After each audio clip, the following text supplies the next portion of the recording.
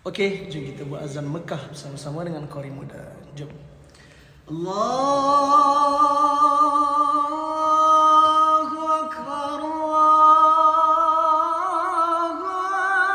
Akbar, Allahu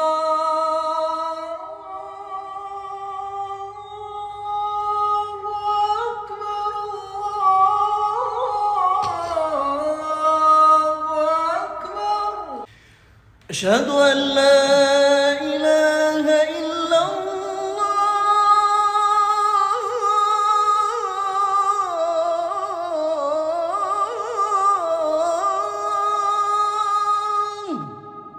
أشهد أن لا إله إلا الله